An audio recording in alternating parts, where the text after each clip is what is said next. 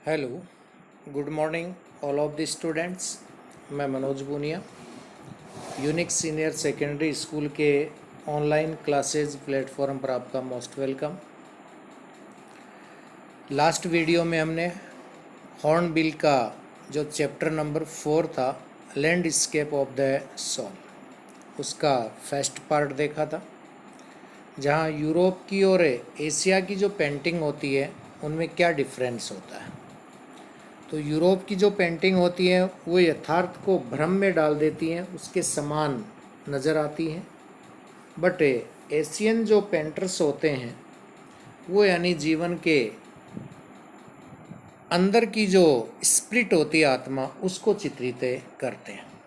तो इसी क्रम में नेक्स्ट जो स्टोरी है पेंटर से संबंधित न्यू एग्जाम्पल है। तो देखिए, इन द चाइनीज स्टोरी, जो चाइना की कहानियाँ होती हैं, the emperor commissions A painting, वहाँ सम्राट एक पेंटिंग बनाने का आदेश देता है। कमीशंस मीन्स लिख लेना, ऑर्डर करना, पेंटिंग यानी चित्र बनाना। तो चाइना की जो कहानियाँ होती है वहाँ पर एक सम्राट है, वो एक पेंटिंग बनाने का ऑर्डर है वो जारी करता है, and appreciate it's outer appearance, और इसके बाहरी स्वरूप की प्रशंसा करता है। एप्रिसिएट मीन्स प्रशंसा करना, आउटर अपीयरेंस मानी बाहरी स्वरूप। तो एप्रिसिएट करता है वो उसके बाहरी स्वरूप की।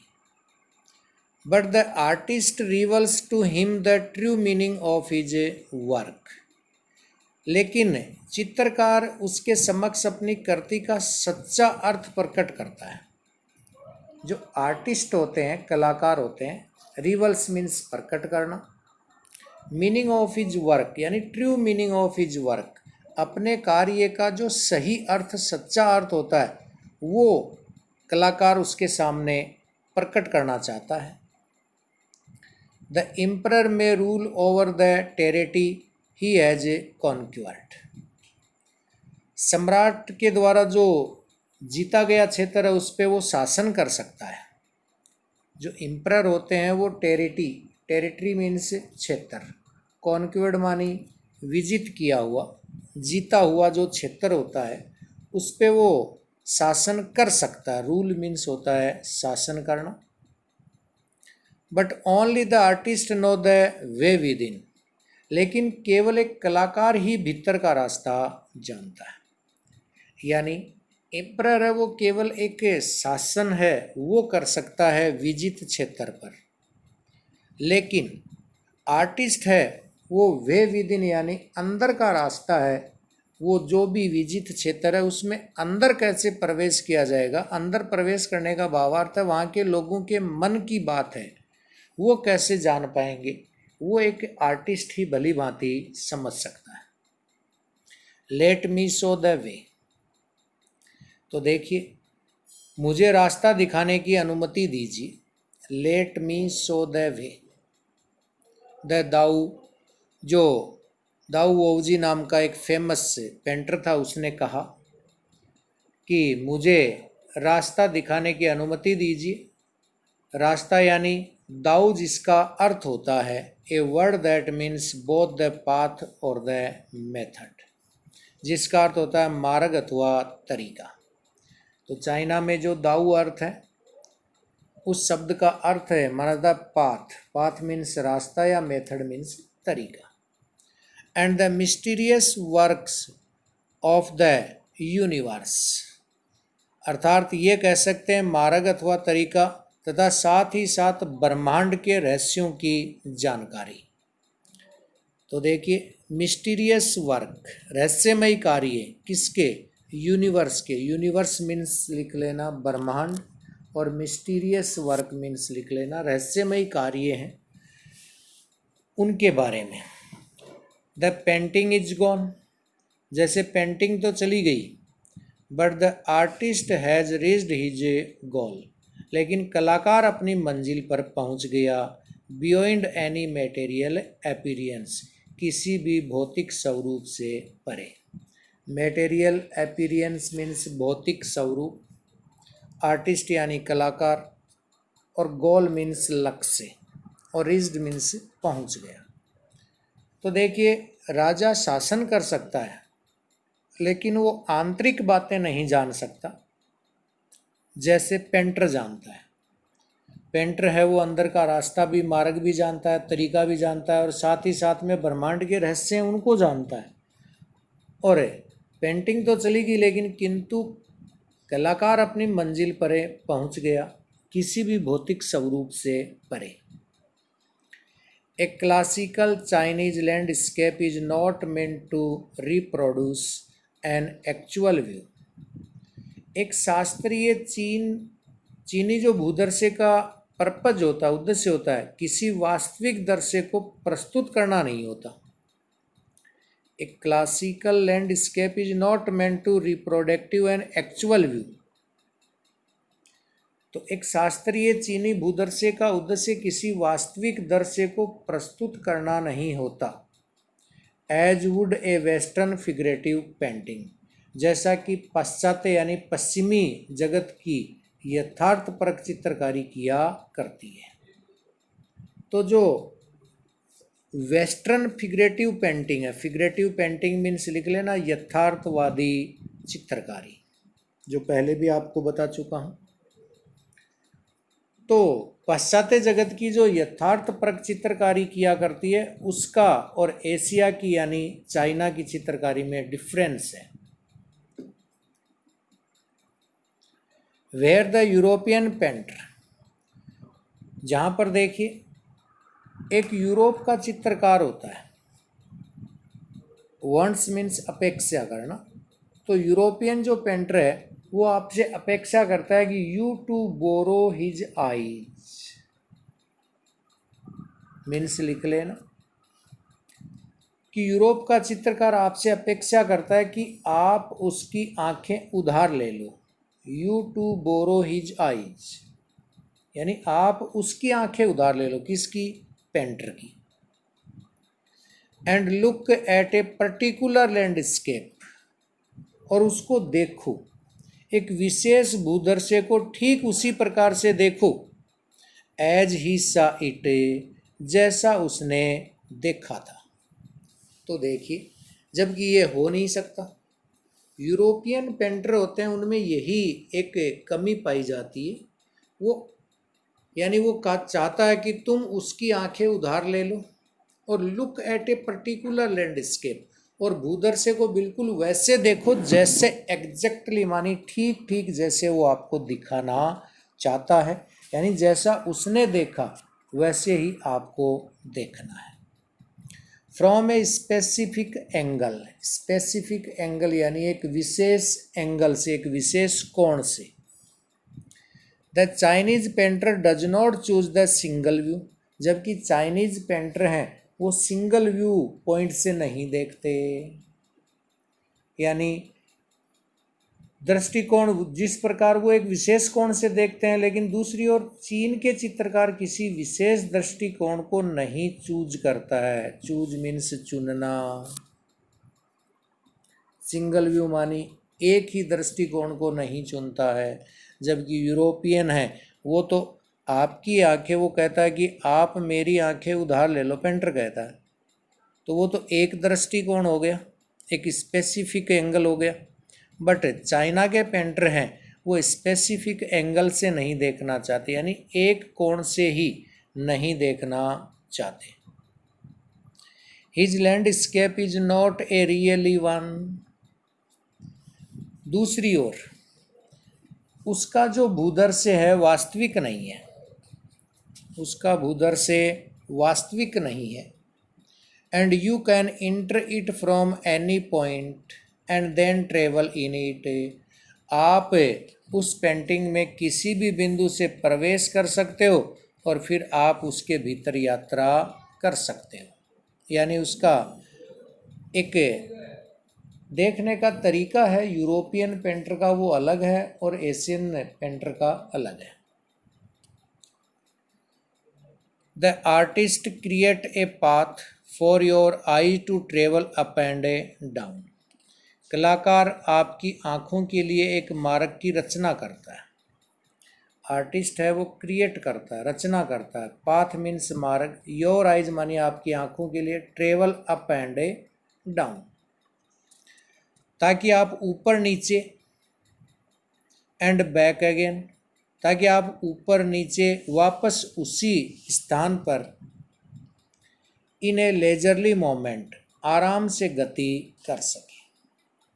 तो देखिए एशियन पेंटर क्या चाहते हैं कि वो आपके लिए केवल एक मार्ग बनाते हैं आपकी आँखों के लिए। आपकी आँखें उसमें प्रवेश करें, अप एंड डाउन, ऊपर नीचे, बैक अगेन, वापस आ सकती हैं, इन ए लेजरली मोमेंट, आराम से गति कर सकें। This is even more true in the case of horizontal scroll. और ये बात बिल्कुल आड़ी कुंडली, आड़ी कुंडली का मीन्स लिख लेना दाएं से बाएं अथवा बाएं से दाएं खुलने वाली कुंडली। तो आप किसी भी तरह से उसको खोल सकते हो। In case of horizontal scroll in which the action of slowly opening one section of the painting, इस मामले में अधिक सही है जिसमें चित्र के धीरे धीरे खुलने वाले भाग से क्रियाकलाप को देखने के बाद the rolling up it move and to the other add a dimension of time, बाद में इसे समेटकर दूसरे भाग में पहुंचना होता है। तो ऐसा करना चित्र का जो समय है उसका आयाम प्रदान करता है। डायमेंशंस मानी उसको गति देना, परिमाण आयाम देना, मीन्स लिख लेना डायमेंशंस, आयाम देना या परिमाण देना। Time which is non in any other form of A painting, ऐसा करना चित्र के समय को आयाम प्रदान करता है जैसा चित्रकारी के किसी और रूप में संभव नहीं होता। Which is unknown in any other form of A painting. तो देखिए इजी लैंग्वेज में कि बिल्कुल ये बात आड़ी कुंडली की तरह है जो इस मामले में अधिक सही है, जिसमें चित्र के धीरे धीरे खुलने वाले भाग के क्रियाकलाप को देखने के बाद इसे समेटकर दूसरे भाग में पहुंचा जा सकता है। यानी एक भाग को आपने अच्छी तरह से देखा तो पेंटिंग के दूसरे भाग में पहुंच सकते हो। और ऐसा करेंगे तो समय को आयाम प्रदान करता है जैसे चित्रकार के किसी भी और रूप में संभव नहीं हो सकता। It also require the active participation of the viewer, इससे दर्शक की सक्रिय भागीदारी की आवश्यकता भी होती है। एक्टिव पार्टिसिपेशन, रिक्वायर मानी आवश्यकता, एक्टिव मीन्स सक्रिय, व्यूअर मानी देखने वाला, तो देखने वाला कह सकते हो, दर्शक कह सकते हो। तो इसमें दर्शक की सक्रिय भागीदारी की आवश्यकता भी होती है। Who decide at what pace, जो ये तय करता है कि what pace he will travel through the painting, कि वो किस रफ्तार से वह चित्रकारी की यात्रा करेगा। यानी हम अपनी आँखों से चित्र को एक साइड से देखना शुरू करते हैं, धीरे धीरे उसके दूसरे हिस्से में प्रवेश करते हैं कि कैसे कैसे चित्र बनाया उसने। तो ये तभी संभव है। A participation which is physically as well as a mentally, यानी वह चित्रकारी की यात्रा करेगा। एक ऐसी भागीदारी जो भौतिकता के साथ साथ मानसिकता के साथ भी होती है, यानी भौतिक के साथ साथ मानसिक भी होती है। फिजिकली मीन्स लिख लेना भौतिक और मेंटल मीन्स मानसिक। The Chinese painter does not want you to borrow his eyes, चीनी चित्रकार नहीं चाहता कि आप उसकी आंखें उधार लें। चाइनीज पेंटर है वो नहीं चाहता कि आप उनकी आंखें बोरो लो, बोरो मीन्स उधार लेना। He wants you to enter his mind, वह चाहता है कि आप उसके मन के भीतर प्रवेश करें। वह चाहता है, कौन, ही वर्ड हुआ चाइनीज पेंटर के लिए use. You inter is mind. The landscape is an inner one, उसका भूधर से आंतरिक है। A spiritual and A conceptual space, विचार या कल्पना का संसार। तो कंसेप्चुअल मीन्स लिख लेना, कंसेप्चुअल स्पेस दोनों का साथ में लिख लो, विचारों या कल्पना का संसार। तो वो ये चाहता है कि आप उनके मन के भीतर प्रवेश करें और उसका भूधर से आंतरिक होता है एवं आत्मिक एवं विचारों का संसार है। तो ये देखिए यूरोप में और चाइना, चाइना एशिया महाद्वीप में है, तो यूरोप और एशिया महाद्वीप की पेंटिंग में ये अंतर है। यूरोपियन हैं वो यथार्थवादी होते हैं, भ्रम में डाल देते हैं, बट और वो चाहते हैं कि आप उनकी आंखें उधार ले लो और जैसे वो पेंटर दिखाना चाहता है वैसे देखिए। बट चाइनीज पेंटर हैं वो आपसे आंखें उधार नहीं लेना चाहते, वो आपको बिल्कुल फ्री छोड़ देते हैं कि आप अपने आँखों से खुद उसमें प्रवेश करें। This concept is expressed as a sensual. तो देखिए कंसेप्ट मीन्स लिख लेना विचार, अवधारणा। एक्सप्रेस्ड मीन्स व्यक्त करना, और सनसुई के रूप में व्यक्त की जाती है। सनसुई एक टर्मिनोलॉजी है चाइना की। ये धारणा सनसुई के रूप में व्यक्त की जाती है। लिटरली माउंटेन वाटर, यानी सनसुई का शाब्दिक अर्थ है, तात्पर्य होता है पर्वत का जल, माउंटेन वाटर। सनसुई मीन्स जरूर लिख लेना क्योंकि ये पैराग्राफ पूरा इसी पर चलेगा।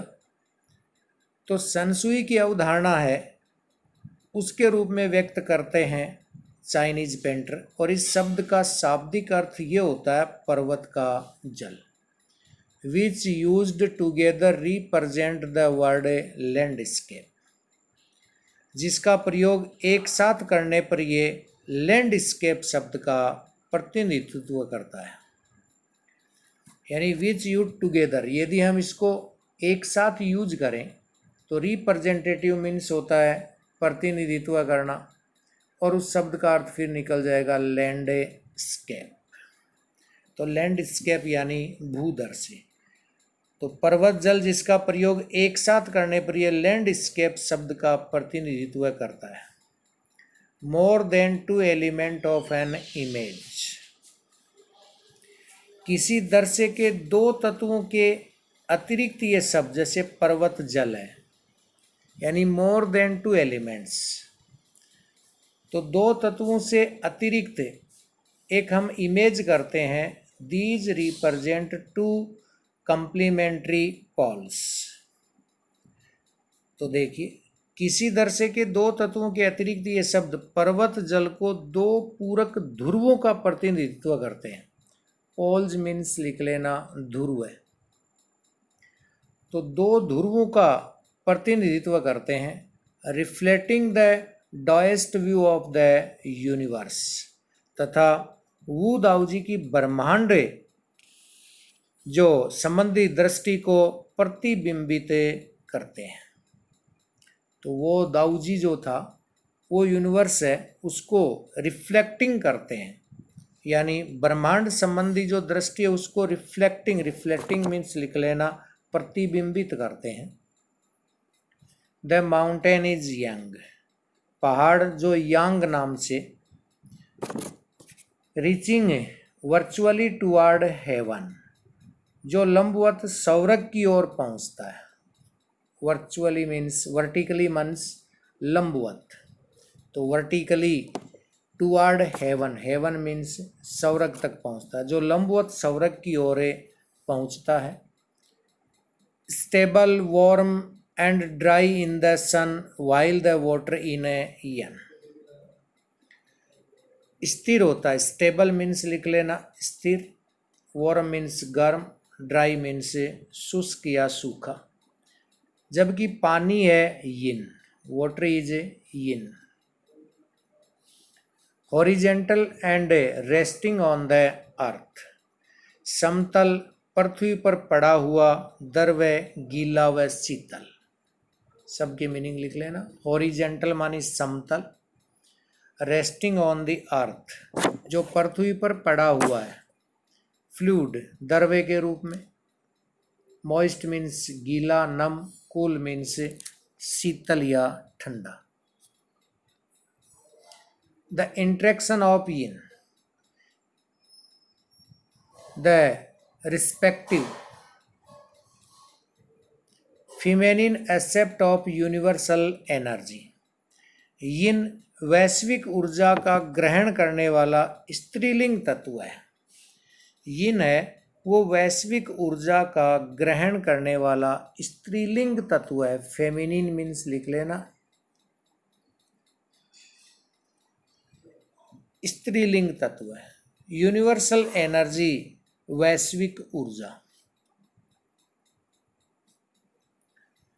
तो यिन है वो वैश्विक ऊर्जा को ग्रहण करने वाला स्त्रीलिंग तत्व है। And it counterpart yang, और इसका पूरक तत्व है yang. Yang means mountain water. Active and masculine, जो कि क्रियाशील और पुलिंग तत्व है। एक्टिव मीन्स क्रियाशील और मैस्कुलिन फेमिनिन का ऑपोजिट होता है, पुलिंग तत्व है। Is of course of a fundamental notion of a Taoism, जो यानी परस्पर क्रिया को ही दाओवादी का मूल विचार है। तो इसकी परस्पर क्रिया ही दाओवादी का मूल विचार है। यानी course of a fundamental notion means लिख लेना, मूल विचार।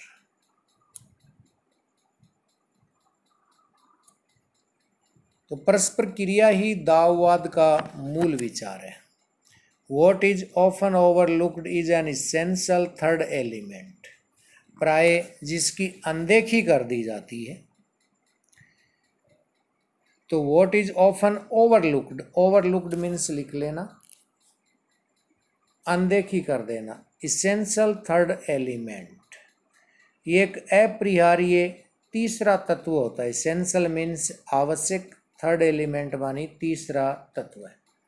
तो प्राय जिसकी अनदेखी कर दी जाती है वह है एक आवश्यक थर्ड एलिमेंट, यानी तृतीय तत्व है। The middle void where there interaction takes place, मध्यवर्ती रिक्त स्थान जहां उसकी परस्पर क्रिया संपन्न होती है।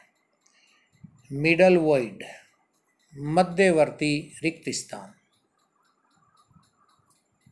Where there interaction, interaction means लिख लेना, परस्पर क्रिया।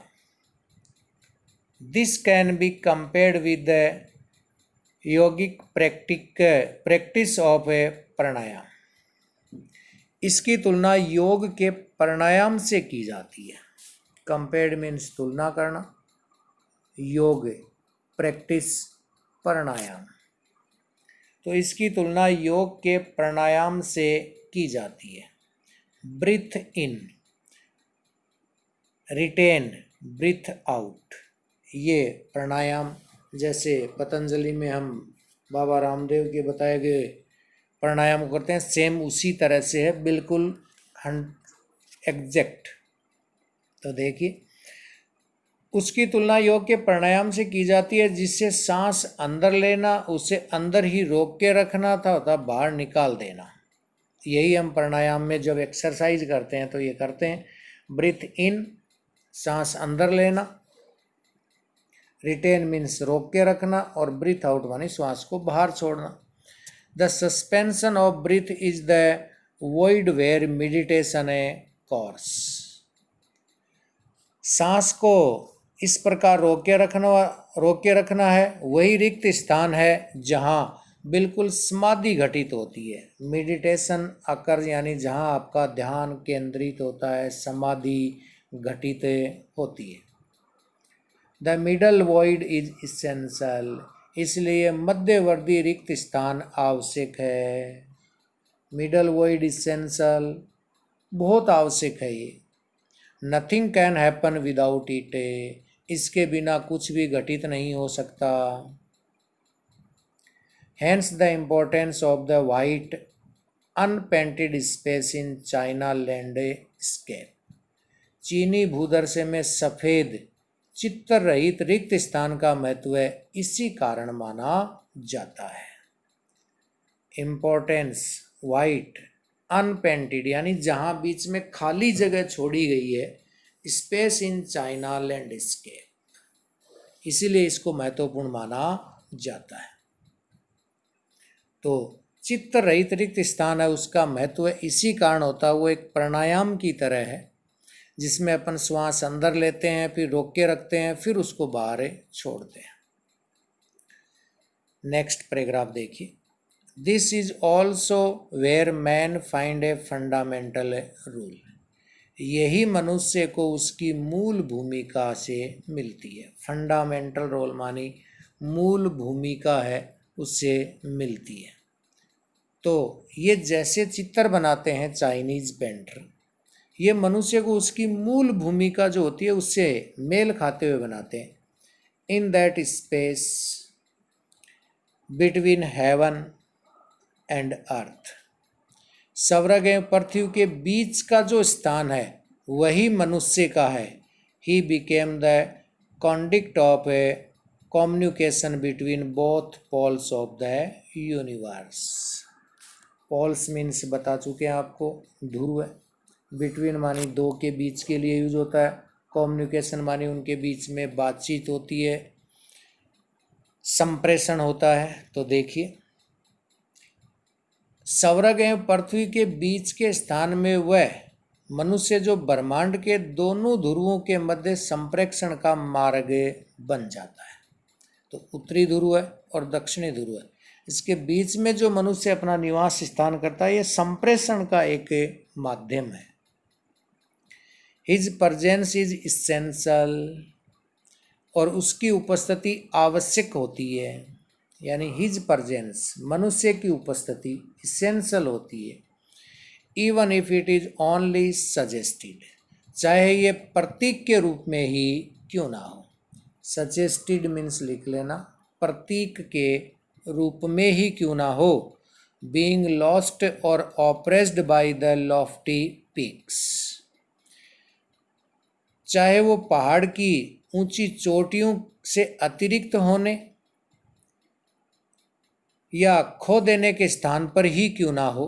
जैसे कि कहा है इन फ्रैंकोइज जो चेंग था, तो फ्रैंकोइज चेंग वंडरफुल एक्सप्रेशन, आश्चर्यजनक शब्दों में कहा the eye of the landscape, कि भूदर्श्य चित्र की आँख है। ये स्टेटमेंट दिया है फ्रैंकोइज चेंग ने, कि वंडरफुल एक्सप्रेशन किया उन्होंने अपनी बात को, the eye of the landscape. तो extract from landscape of the soul, ये एक्सट्रैक्ट था, ये जो लेख है ये एक अंश है लैंडस्केप ऑफ द सोल, जो इथिक और spiritual in Chinese. Ethic means नैतिकता, स्पिरिचुअल मानी आध्यात्मिकता। चाइनीज पेंटिंग में स्लाइटली एडिटेड, जो हल्के से वहाँ यूज किया जाता है। तो ये चाइना की पेंटिंग और यूरोपियन पेंटिंग है, यानी एशिया और यूरोप की पेंटिंग है, उसमें डिफरेंस दिखाया गया। जो लैंडस्केप ऑफ द सोल का एक्सट्रैक्ट मानी एक छोटा पार्ट लिया गया है। अब जो नेक्स्ट जो पार्ट है वो गेटिंग इनसाइड आउटसाइडर आर्ट, ये बाहर की कला कैसे होती है। तो ये इंडियन जो एक नेकचंद नाम का पेंटर था उससे संबंधित कहानी आएगी। तो यहाँ तक जो यूरोप और एशिया की जो पेंटिंग है उसके बारे में दिखाया गया। तो thank you for watching the video. Next video में हम इस चैप्टर का लास्ट एंड फाइनल पार्ट, जो थर्ड पार्ट होगा, इंडियन आर्टिस्ट के बारे में होगा, उसको हम पढ़ेंगे। तो stay home, stay safe, thank you.